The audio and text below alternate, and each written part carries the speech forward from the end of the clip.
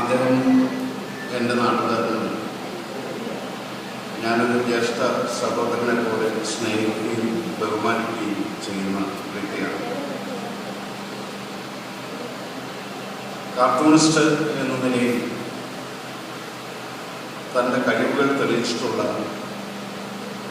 ഒരു പ്രശസ്ത വ്യക്തിയാണ് അദ്ദേഹം.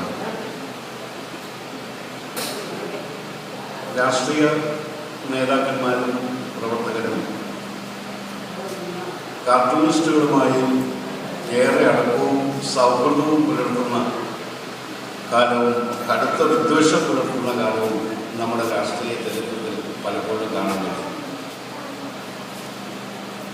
നമ്മുടെ പ്രധാനമന്ത്രിയായിരുന്ന പണ്ഡിറ്റ് ജവഹർലാൽ നെഹ്റു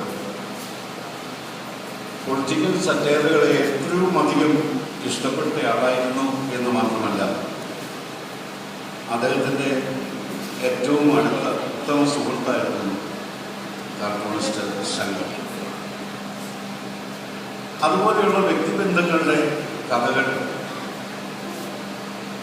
ഏറെ നമുക്ക് കാണാൻ കഴിയുമെങ്കിലും ഭരണാധികാരികളും കാർട്ടൂണിസ്റ്റുകളും രണ്ട് രംഗത്തു നിന്നും പോരാടിയ അനുഭവങ്ങളും നമ്മുടെ രാഷ്ട്രീയത്തിലെ ചരിത്രത്തിൽ ചില സന്ദർഭങ്ങളിലെങ്കിലും നമുക്ക് കാണാൻ കഴിയും.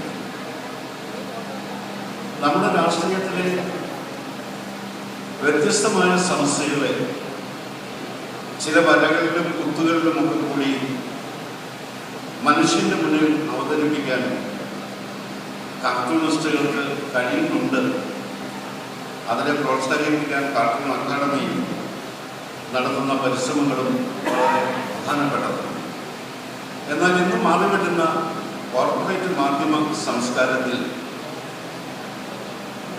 ആവിഷ്കാര സ്വാതന്ത്ര്യമൊക്കെ കാർട്ടൂണിസ്റ്റുകളുടെ പൂർണ്ണമായി സംരക്ഷിക്കപ്പെടുന്നുണ്ടോ എന്ന് പറയേണ്ടത് ഞാനല്ല, കാർട്ടൂണിസ്റ്റുകൾ.